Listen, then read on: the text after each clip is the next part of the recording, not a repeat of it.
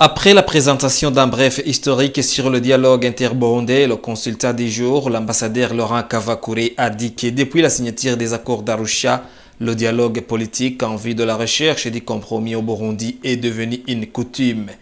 Ce qui fait que le dialogue intérieur s'est déjà déroulé en 3 temps au Burundi. Tout d'abord sous la facilitation des Nations Unies, ensuite la facilitation de la sous-région et enfin la facilitation de la Commission nationale de dialogue interburundais CNDI en sigle, mise en place par le gouvernement.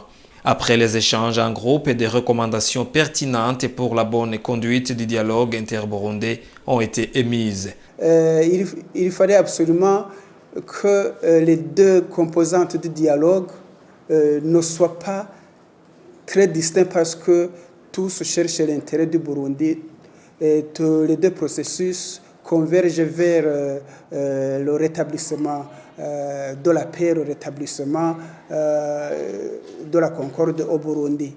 Il s'est avéré que tous les membres du forum convergent sur l'idée que la Commission nationale de dialogue interburundais puisse avoir un rôle à jouer dans le processus extérieur.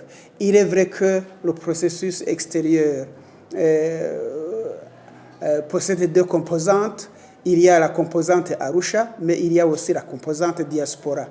Les partis regroupés au sein du Forum permanent de dialogue des partis politiques convergent sur le fait que même si les deux processus sont en cours aujourd'hui, il faut que absolument, fin de fin, le dialogue soit rapatrié au Burundi.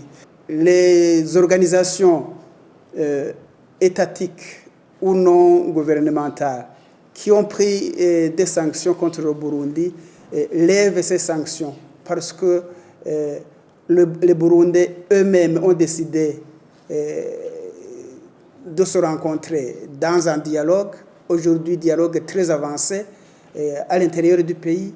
Il y a le processus extérieur qui continue avec la médiation de l'ancien président de la Tanzanie, William Mkapa. Donc, il n'y a aucune raison que ces sanctions soient maintenues. Les participants souhaitent que le dialogue interburundais ne traîne pas dans la durée à l'image des négociations d'Arusha dans les années 2000. Ces recommandations seront analysées par le Forum des partis politiques et pour enfin les présenter à la population burundaise d'ici peu.